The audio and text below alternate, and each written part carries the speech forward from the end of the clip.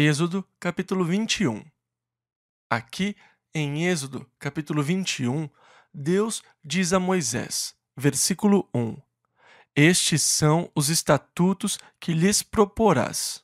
Agora, na verdade, os estatutos são para os juízes.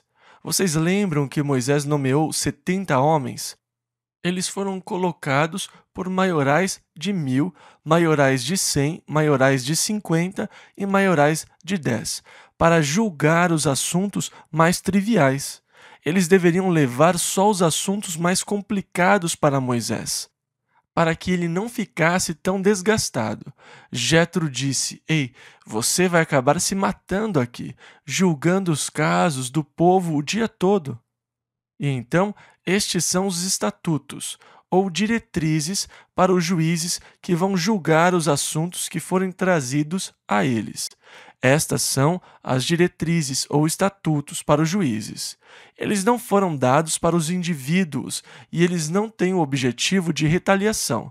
Estas normas foram dadas aos juízes. O termo estatuto aqui refere-se aos padrões estabelecidos para os juízes. Agora, você lê que há estatutos, ordenanças, leis de Deus. Essas diretrizes são uma das coisas que nós lemos. Os estatutos de Deus para os juízes são diferentes dos demais estatutos de Deus. Os estatutos de Deus são diferentes das leis. Estes estatutos são diferentes da lei básica. Tudo está incluído na lei, mas estas são as diretrizes para os homens que foram escolhidos para serem juízes. Agora, é interessante que no versículo 6 e depois nos versículos 8 e 9 do capítulo 22, a palavra juízes, usada no original hebraico, é Elohim, que é a palavra usada para deuses. Os juízes são chamados de deuses, porque eles estão agindo no lugar de Deus e levando o juízo de Deus sobre o homem, reforçando o juízo de Deus em determinadas situações. Eles estavam agindo no lugar de Deus e assim o termo usado foi deuses, Elohim.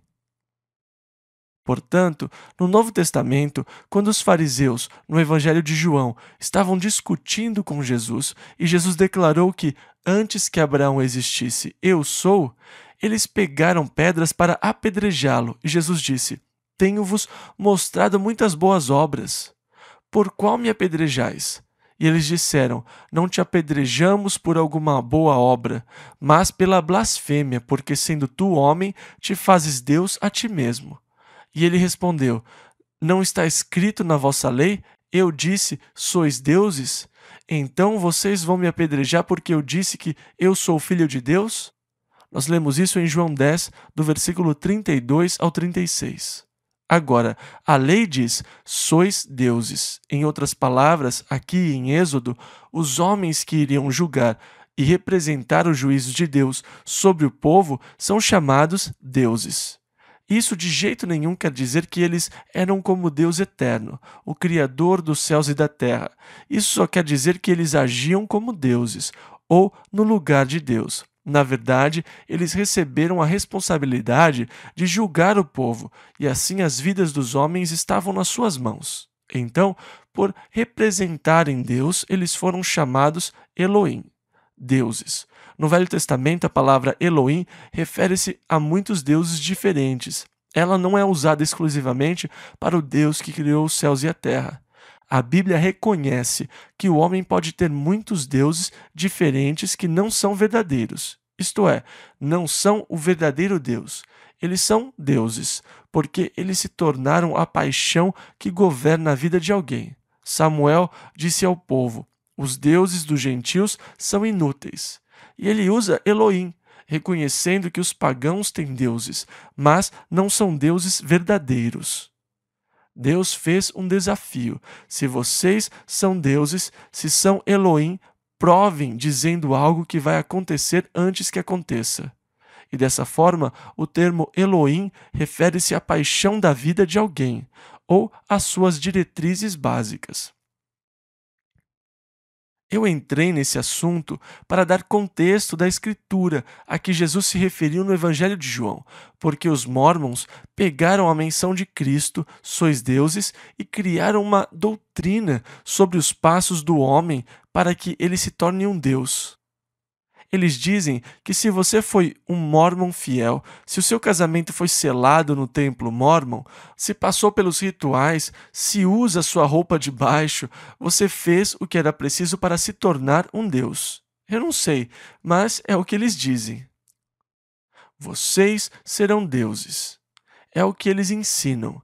Você e sua esposa foram selados num casamento, então poderão ir para um planeta. Vocês poderão começar o seu próprio mundo naquele planeta. Outros mórmons, cristãos e outras boas pessoas que não foram fiéis a essa doutrina, que não chegaram à estatura de Deus, serão anjos e vão servi-lo no seu planeta, quando você tomar posse dele. Você vai ser o Deus daquele planeta e vai criar e cuidar do planeta. A sua forma de vida, o estilo, a partir da prole que você gerar em algum planeta no universo. Agora, este é o objetivo reconhecido e admitido pelos Mormons.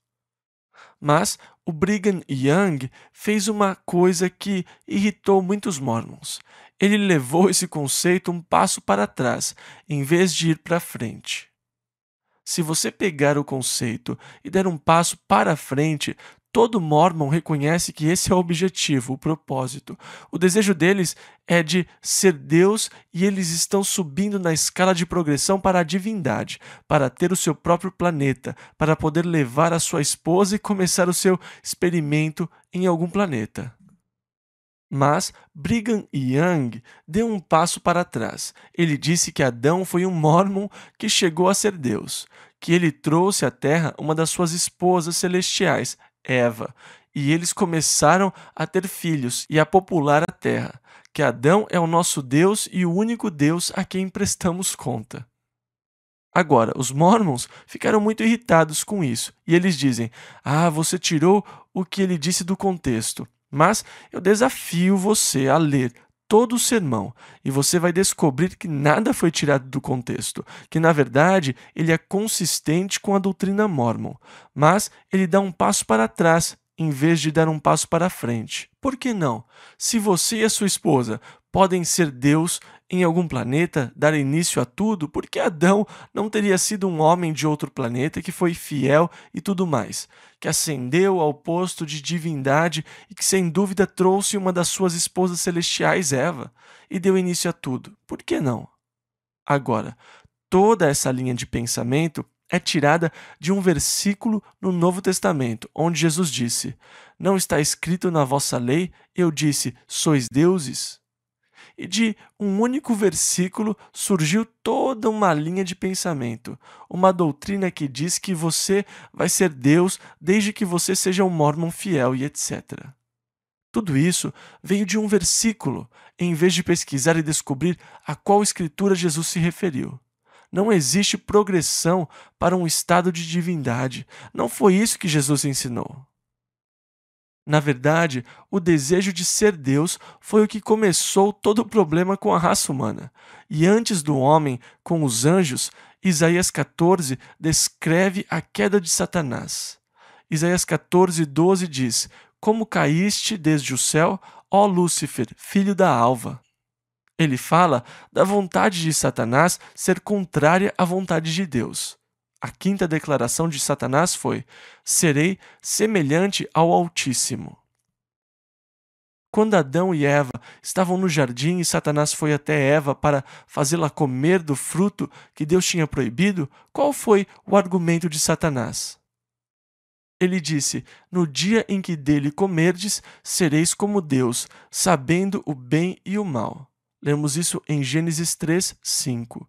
O que ele usou para enganar Eva no jardim foi o desejo de ser sábio como Deus.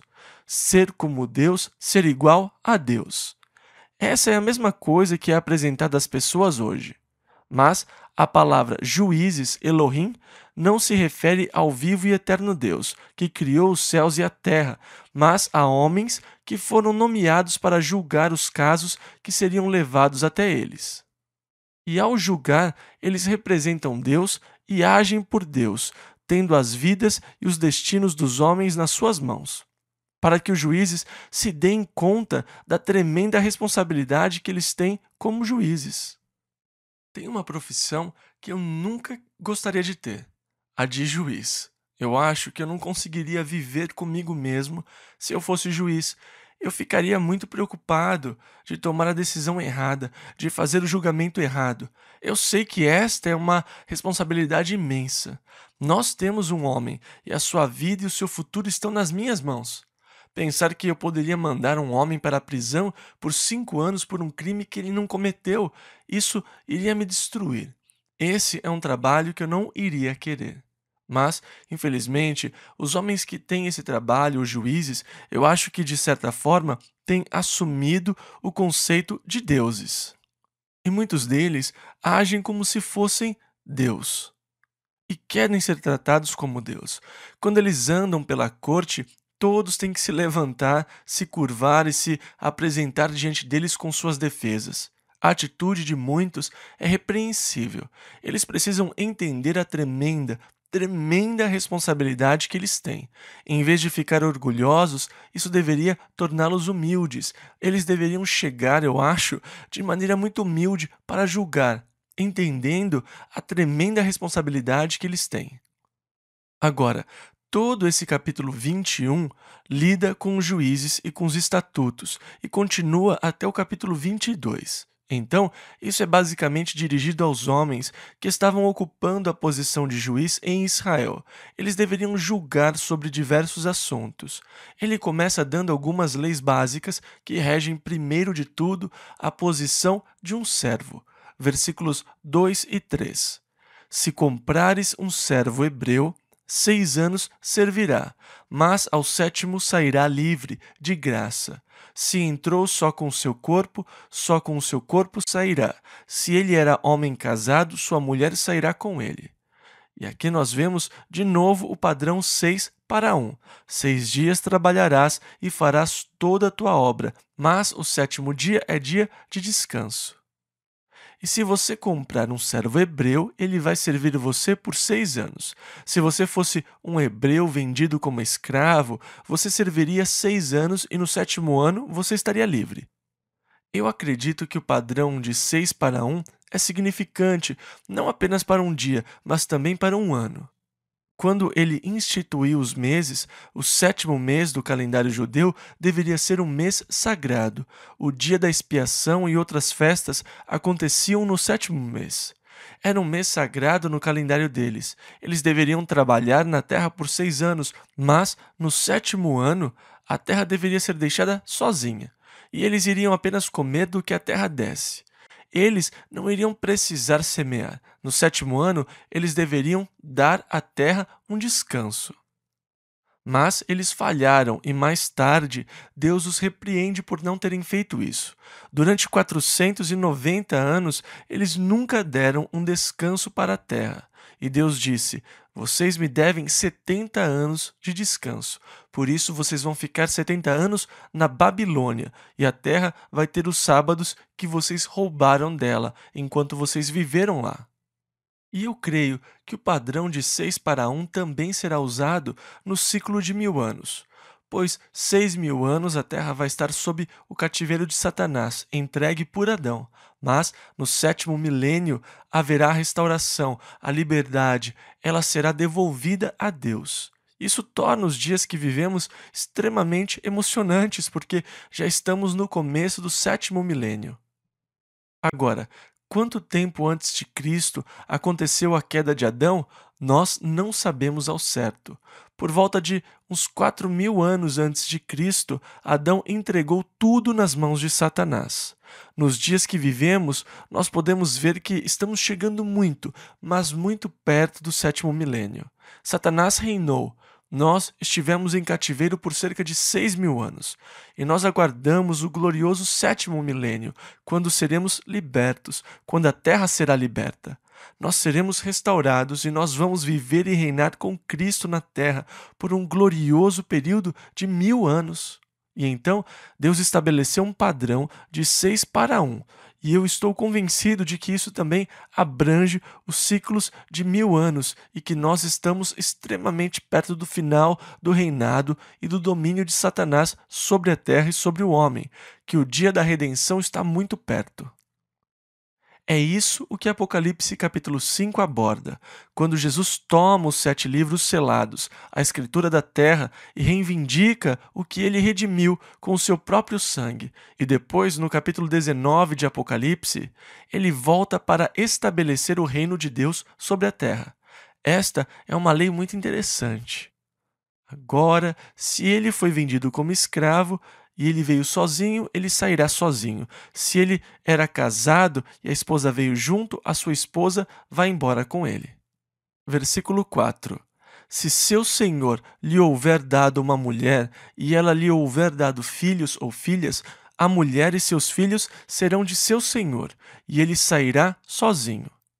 O escravo não tinha nenhum direito, ele não tinha direito de posse. Então, vamos imaginar que você foi vendido como escravo, e enquanto escravo, o seu mestre lhe deu uma escrava como esposa, e vocês tiveram filhos. Quando chegar o 7º ano, você está livre. Você pode ir, mas você não pode levar a sua esposa e os seus filhos, porque eles pertencem ao seu mestre. O fruto do relacionamento de vocês pertence a ele, porque você não tinha nenhum direito de posse enquanto estivesse trabalhando para ele. E você pode dizer, bem, isso parece muito duro e cruel. Sim, parece. É difícil para nós imaginarmos algo assim hoje. Versículos 5 e 6. Mas se aquele servo expressamente disser, eu amo a meu senhor, e a minha mulher e a meus filhos, não quero sair livre, então seu senhor o levará aos juízes, deuses, a tradução de Elohim, e muito corretamente o fará chegar à porta, ou ao umbral da porta, e o seu senhor lhe furará a orelha com uma sovela, e ele o servirá para sempre. E então você tem a sua esposa, os seus filhos e diz, eu gosto daqui, eu amo meu mestre, ele me trata bem, eu amo a minha esposa, os meus filhos, eu não quero sair livre, eu quero servi-lo. E então ele o leva diante dos juízes, e lá o seu mestre pega uma sovela e com ela faz um furo na sua orelha. Ele prende você no poste com a sovela. Depois você coloca um brinco, via de regra de ouro, que era o sinal de escravo por opção. Isso indicava que você, por opção, tinha se submetido a uma vida de servidão. Agora, tem uma profecia interessante sobre Jesus Cristo que diz: os meus ouvidos abriste. E o original em hebraico dessa palavra abriste é, na verdade, furar. E então Cristo, num sentido figurado, teve a orelha furada, pois de vontade própria se submeteu à vontade do Pai. Lá em Filipenses 2, versículos 6 e 7, nós lemos: sendo em forma de Deus, não teve por usurpação ser igual a Deus, mas esvaziou-se a si mesmo, tomando a forma de servo, fazendo-se semelhante aos homens. O servo de orelha furada representava um serviço espontâneo. Ele espontaneamente se submeteu à vontade do Pai para servir. Portanto, a profecia, os meus ouvidos abriste ou furaste, refere-se a Jesus Cristo e o seu servir a Deus. Agora, num sentido figurado, eu tenho a orelha furada e eu sou feliz por ter o título Chuck, servo de Jesus Cristo. É escravidão por opção. Eu não tenho que servi-lo, eu não tenho que ser o seu servo. Eu quero ser seu servo, eu quero ser seu escravo. Eu realmente quero que tudo o que eu possuo pertença a ele. Não quero reivindicar nada para mim. O que eu sou e o que eu tenho são dele. A orelha furada. Todos os autores do Novo Testamento começam as suas epístolas dizendo: Paulo, um servo de Jesus Cristo. Pedro, um servo de Jesus Cristo. Judas, um servo de Jesus Cristo. E eu amo esse título. Eu não sei de nada melhor que possa acontecer a qualquer um de nós, além de sermos servos de Jesus Cristo, servos por opção. Ah, que Ele nos leve a um poste, passe uma sovela na nossa orelha, para que nós possamos demonstrar que somos seus servos por opção, que não fomos forçados. Nós não temos que ser servos, mas nós o amamos. Eu amo o meu mestre. Ninguém nunca me tratou tão bem, nunca foi tão bom. Eu amo servi-lo. Esta é a escolha da sua vida. A opção de ser um escravo era irrevogável. Uma vez que a sua orelha fosse furada, aquela era a escolha da sua vida, irrevogável. Então, voltando para a lei do servo, versículos 7 e 8.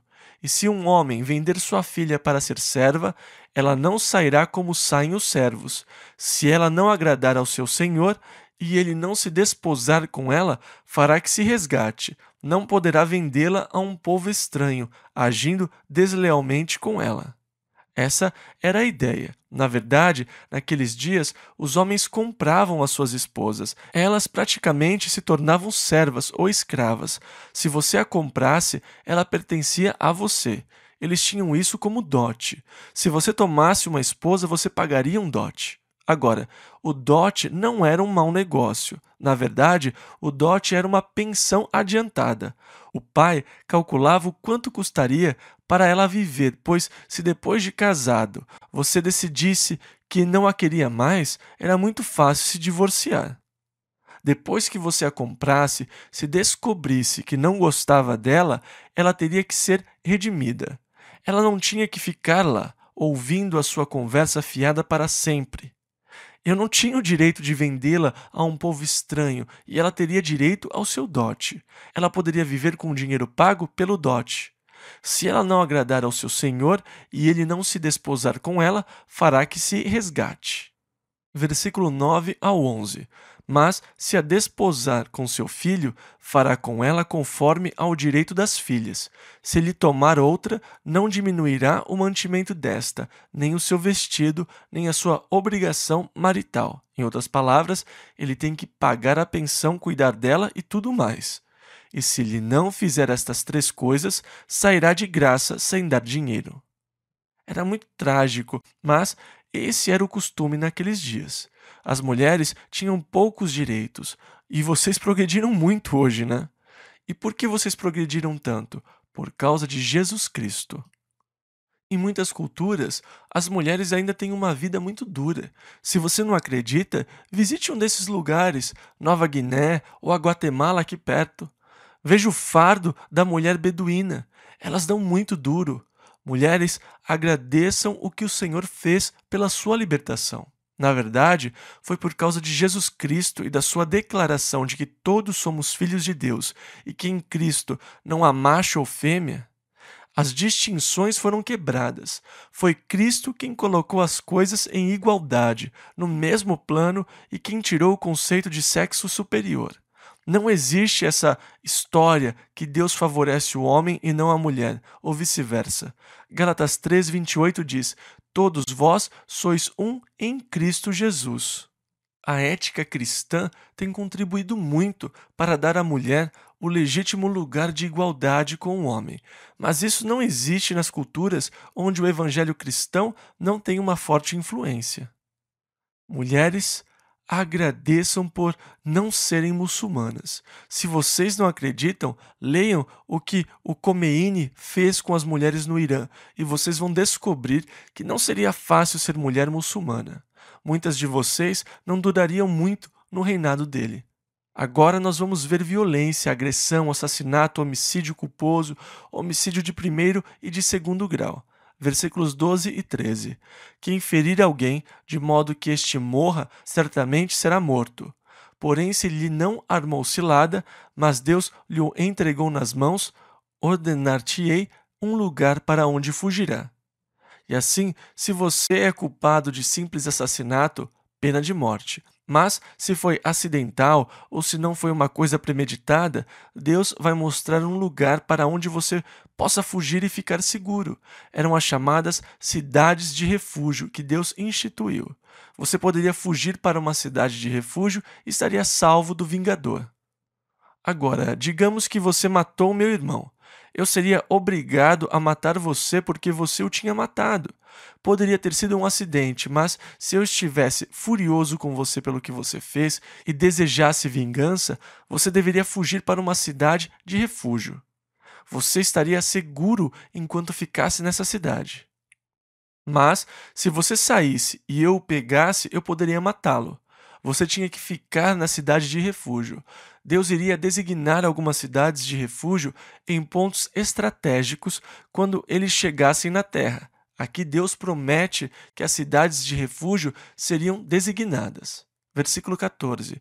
Mas, se alguém agir premeditadamente contra o seu próximo, isto é, o seu propósito era matá-lo mesmo, matando a traição na falsidade, tirá-lo-ás do meu altar, para que morra.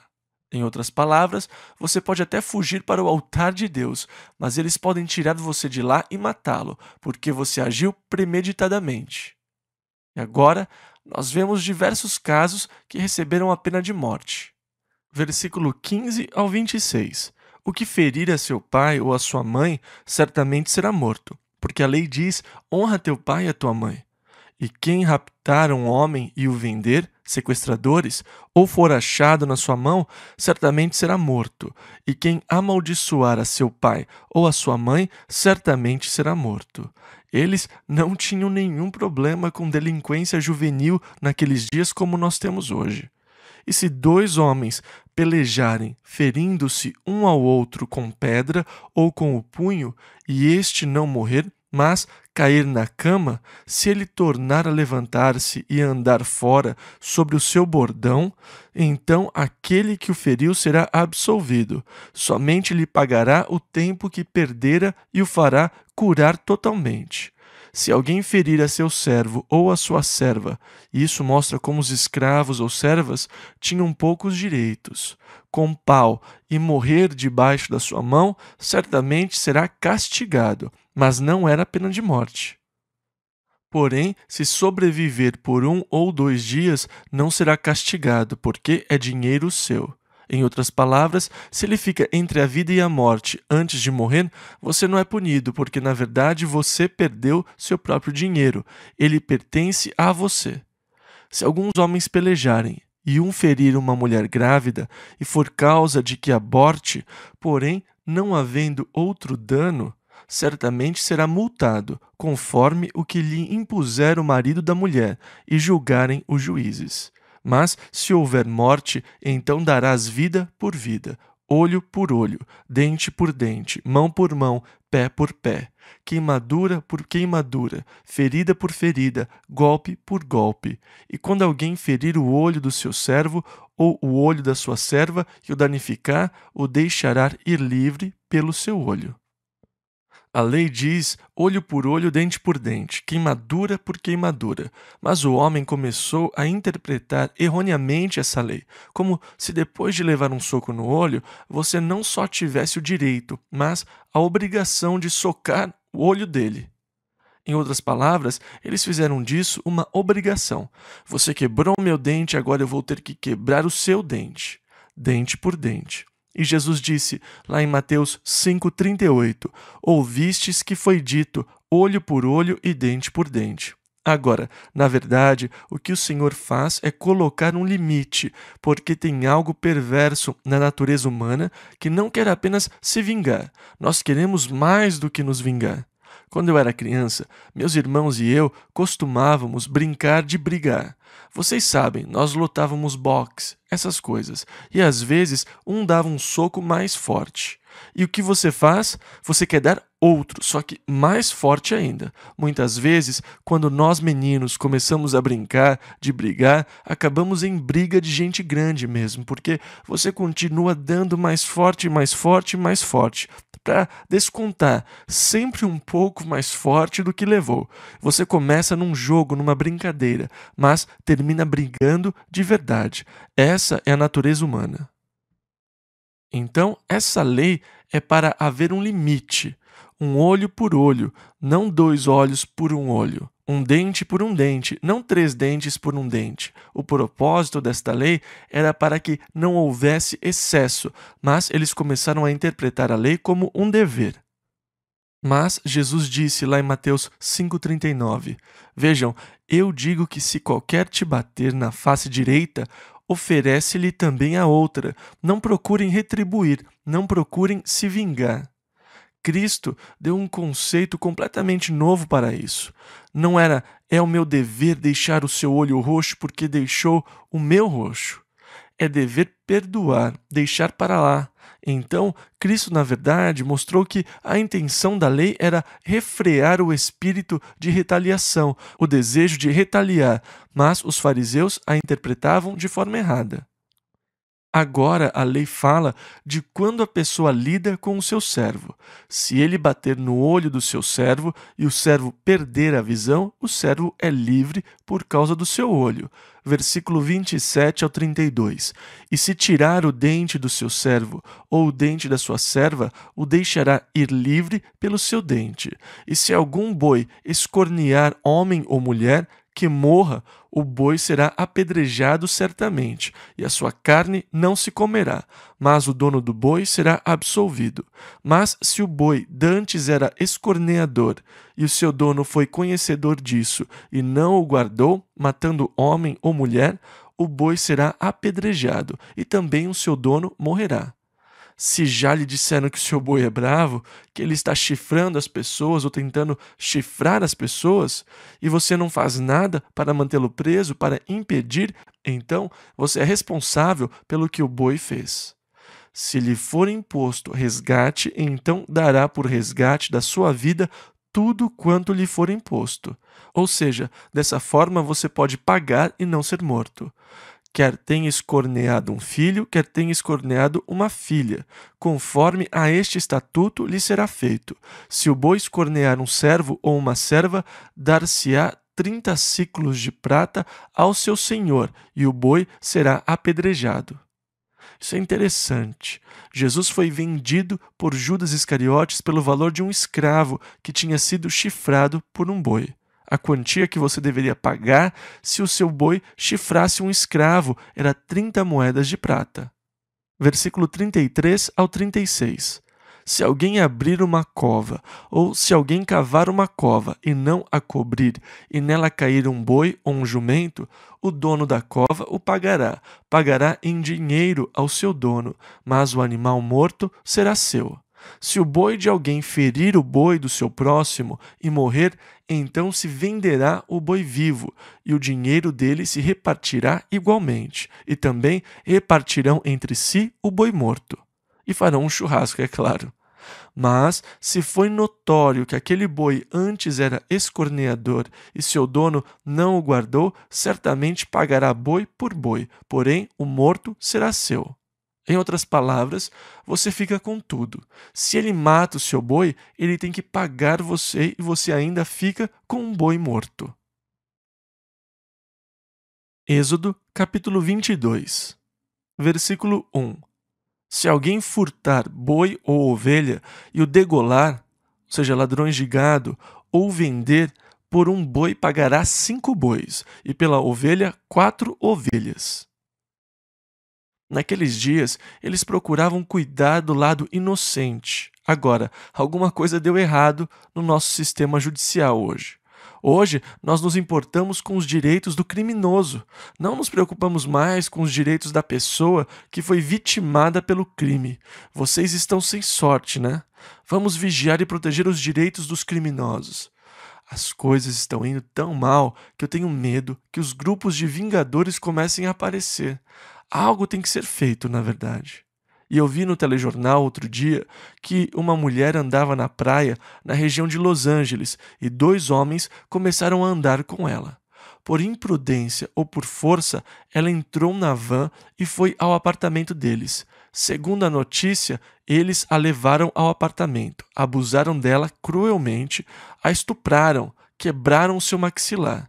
Os vizinhos ouviram os gritos da mulher e chamaram a polícia. A polícia chegou e, quando foram à porta do apartamento, o homem não os deixou entrar. Depois de arrombarem a porta, eles encontraram a mulher amarrada e amordaçada num armário, terrivelmente espancada, com o maxilar quebrado e tudo mais. Mas agora o homem está em liberdade condicional de acusações de estupro. Ele foi acusado 7 vezes, mas hoje ele está solto porque pagou fiança com as acusações de estupro pendentes. Mas o caso dela está para ser cancelado porque os policiais não tinham direito de arrombar a porta para descobrir por que a mulher gritava e esperneava. Eles violaram o direito do homem, por isso, todas as evidências, a surra na mulher, a história dela e tudo mais não tem valor porque eles não disseram: por favor, podemos entrar e olhar aí dentro? Bem, eles disseram isso e ele respondeu: não, não vão entrar. Ah, e agora quer falar sobre direito? E o direito da mulher?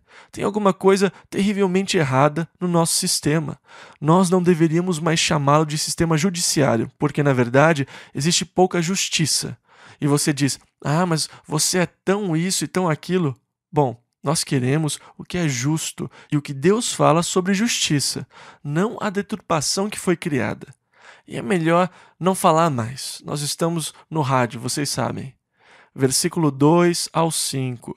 Se o ladrão for achado roubando e for ferido e morrer, o que o feriu não será culpado do sangue. Se o sol houver saído sobre ele, o agressor será culpado do sangue. O ladrão fará restituição total, e se não tiver com que pagar, será vendido por seu furto. Se o furto for achado vivo na sua mão, seja boi ou jumento ou ovelha, pagará o dobro. Se alguém fizer pastar o seu animal num campo ou numa vinha e largá-lo para comer no campo de outro, o melhor do seu próprio campo e o melhor da sua própria vinha restituirá. Em outras palavras, se nós temos fazendas vizinhas e se você deixa as suas ovelhas virem pastar e comer no meu campo, eu fico com o que tem de melhor no seu campo. Eu posso ir e me servir do melhor que você tem. Versículo 6 ao 11. Se irromper um fogo e pegar nos espinhos e queimar a meda de trigo, ou a seara, ou o campo, aquele que acendeu o fogo totalmente pagará o queimado. Se alguém der ao seu próximo dinheiro ou bens a guardar, e isso for furtado da casa daquele homem, o ladrão, se for achado, pagará o dobro. Se o ladrão não for achado, então o dono da casa será levado diante dos juízes, dos Elohim, a ver se não pôs a sua mão nos bens do seu próximo. Sobre todo o negócio fraudulento, sobre boi, sobre jumento, sobre gado miúdo, sobre roupa, sobre toda a coisa perdida de que alguém disser que é sua, a causa de ambos será levada perante os juízes, ou seja, os deuses.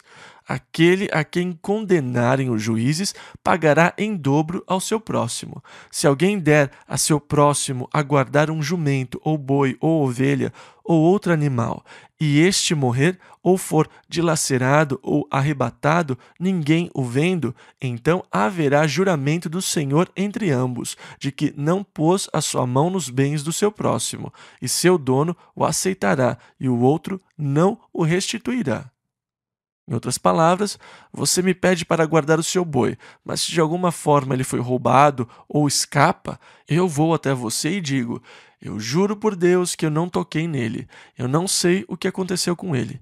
E você vai ter que aceitar o juramento de que eu realmente não o toquei, que eu não o abati e depois escondi. Então haverá juramento do Senhor entre ambos, de que não pôs a sua mão nos bens do seu próximo. Versículo 12 ao 23. Mas, se de fato lhe tiver sido furtado, pagá-lo-á ao seu dono. Porém, se lhe for dilacerado, trá-lo-á em testemunho disso, e não pagará o dilacerado. E se alguém pedir emprestado a seu próximo algum animal, e for danificado ou morto, não estando presente o seu dono, certamente o pagará. Ou seja, se eu tomar emprestado o seu cavalo e o fizer trabalhar excessivamente sob o calor, eu vou ter que pagar pelo cavalo. Se o seu dono estava presente, não o pagará. Se foi alugado, será pelo seu aluguel. Se alguém enganar alguma virgem que não for desposada e se deitar com ela, certamente a adotará e tomará por sua mulher. Se seu pai inteiramente recusar dar-lhe, pagará ele em dinheiro conforme ao dote das virgens. Agora aqui nós vamos ver de novo muitas leis com pena de morte. A feiticeira não deixarás viver. todo aquele que se deitar com o animal certamente morrerá. O que sacrificar aos deuses e não só ao Senhor será morto. O estrangeiro não afligirás, nem o oprimirás, pois estrangeiros fostes na terra do Egito. A nenhuma viúva nem órfão afligireis. Se de algum modo os afligireis e eles clamarem a mim, eu certamente ouvirei o seu clamor. Agora, nos próximos 2 casos, Deus fala que ele vai se colocar na defesa do fraco e do pobre. Então, cuidado. Não tire proveito, não procure levar vantagem de quem já está em desvantagem. O que eu acho trágico é que muitos charlatões atacam pessoas que já estão em condições miseráveis, que já estão sem nada. Eles anunciam nos jornais: ganhe dinheiro trabalhando de casa. E você se registra e assina um monte de contratos. E agora tudo o que você tem que fazer é comprar essa máquina de R$ 1.000 e você pode começar a fazer o seu produto. Você vai conseguir muitos clientes, você vai fazer muito dinheiro. O que acontece é que você vai ficar com R$ 1.000 a menos do que você já não tinha. E isso porque você já estava querendo sair do buraco. Tem gente que ataca pessoas que já estão em desvantagem.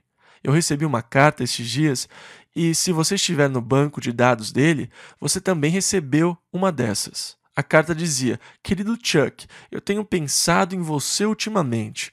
Quando eu estava ajoelhado diante de Deus, eu apresentei o seu nome em oração ao Senhor. De alguma forma eu sinto que alguma coisa está errada. Há algum problema, Chuck?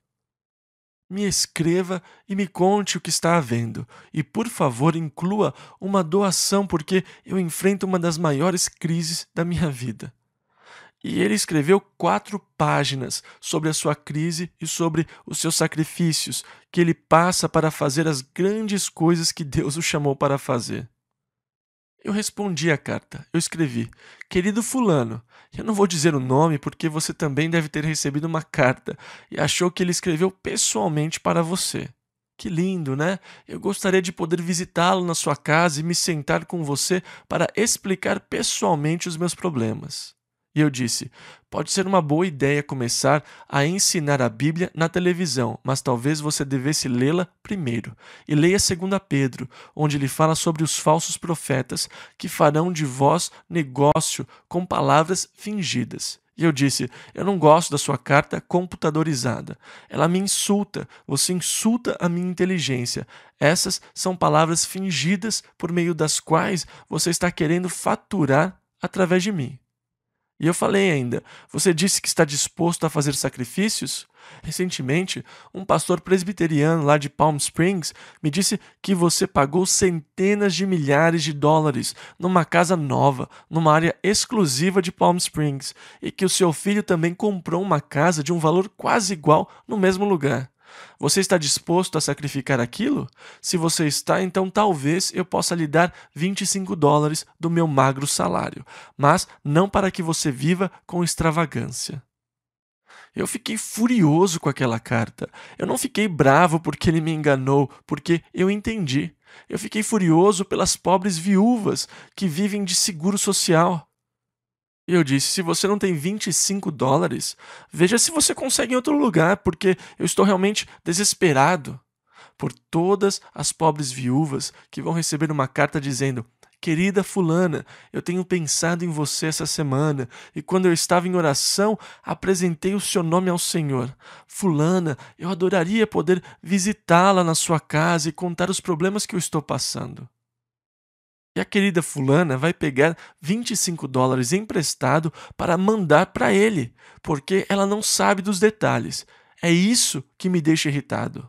Agora, quando a fulana estiver faminta e clamando a Deus porque não tem comida, porque ela mandou o dinheiro da comida em resposta ao apelo, Deus vai ouvir o clamor dela. E esse sujeito vai estar encrencado porque Deus disse que iria ouvir o clamor dos oprimidos, e ele vai responder. Então Deus lida sim com os oprimidos.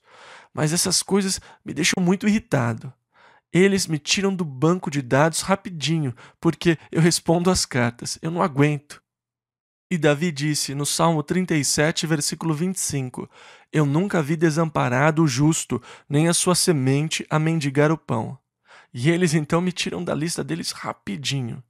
a nenhuma viúva, nem órfão afligireis. Se de algum modo os afligires, e eles clamarem a mim, eu certamente ouvirei o seu clamor. Versículos 24 e 25. E a minha ira se acenderá, e vos matarei à espada, e vossas mulheres ficarão viúvas, e vossos filhos órfãos. Se emprestares dinheiro ao meu povo, ao pobre que está contigo, não te haverás com ele como um usuário, não lhe imporeis usura. Tem gente que sai por aí tomando as casas das pessoas. E eles dizem: "Ah, nós emprestamos o dinheiro, é só assinar este contrato aqui." Depois você descobre que deu-lhes poder de venda da sua casa e eles a vendem sem você saber. Gente, essas pessoas vão ter que prestar conta a Deus. São horríveis as coisas que elas fazem. Versículo 26. Se tomares em penhor a roupa do teu próximo, lhe o restituirás antes do pôr do sol. Se você me procura para pedir dinheiro emprestado porque você está desesperado, eu digo: bem, o que você me dá por garantia? Eu lhe dou o meu casaco, mas antes do sol se pôr, eu tenho que lhe devolver o casaco, porque naqueles dias eles não tinham cobertores. Eles usavam roupas para se esquentar. Aquilo era o seu cobertor. Versículo 27. Porque aquela é a sua cobertura e o vestido da sua pele. Em que se deitaria? Será, pois, que, quando clamar a mim, eu o ouvirei. E Deus declara: porque sou misericordioso. O Senhor é muito misericordioso com o pobre, com o oprimido. O seu ouvido está aberto ao seu clamor. Olha, se você os oprime e se eles estão clamando ao Senhor por causa da sua opressão, cuidado. Você está andando em terreno perigoso. Eu amo a Deus pelo seu desejo, pela sua preocupação e pelo seu cuidado com os pobres. Eu amo Deus porque Ele é misericordioso com o oprimido, o abatido. Como eu amo a graça de Deus. Versículo 28. A Deus não amaldiçoarás, e o príncipe dentre o teu povo não maldirás. Graças a Deus, esta não é uma pena capital. Em hebraico é não amaldiçoarás Elohim, os juízes representantes de Deus. Mas, de qualquer forma, não amaldiçoarás. O que o Novo Testamento ensina? Lá em 1 Timóteo 2, versículos 1 e 2 diz: peço que se façam orações pelos reis e por todos os que estão em eminência. Esta é a nossa obrigação e responsabilidade, orar por eles. Eu não iria querer ser juiz, nem presidente. Na verdade, eu não ia querer estar no poder legislativo. Eu não iria querer ter que prestar contas pelo que acontece no governo. Eu sou feliz por servir ao Senhor e não ser um servidor público. Puxa, como nós mudamos, né? Versículo 29. As tuas primícias e os teus licores não retardarás, o primogênito de teus filhos me darás. Você não deve atrasar, você não deve demorar para pagar as suas obrigações a Deus, os dízimos, as primícias. Você não deve reter ou atrasar os dízimos. Bem, se nós tivermos o suficiente, nós daremos a Deus. Não, mas você não deve atrasar a oferta das primícias e a do primogênito. Você lembra? Os primogênitos dos egípcios foram mortos. Então, desde aquele dia, Deus reivindicou o primogênito para si. O seu filho mais velho pertencia a Deus. Agora, se você quisesse ficar com ele, você tinha que comprá-lo de Deus. Você poderia redimi-lo, ficar com ele, mas você teria que comprá-lo de Deus. O filho mais velho pertence a Deus. Isso também se dava com os animais. A primeira cria sempre pertencia a Deus. Se a sua vaca crescesse e desse bezerros, o primeiro deles pertencia a Deus. Os demais eram seus. Se você quisesse ficar com o mais velho, você teria que comprá-lo de Deus. Versículos 30 e 31. Assim farás dos teus bois e das tuas ovelhas. 7 dias estarão com sua mãe, e ao 8º dia mos darás. Então, a mãe podia ficar com ele por 7 dias. No 8º dia, ele passava a pertencer a Deus. E ser-me-eis homens santos. Portanto, não comereis carne despedaçada no campo. Aos cães a lançareis.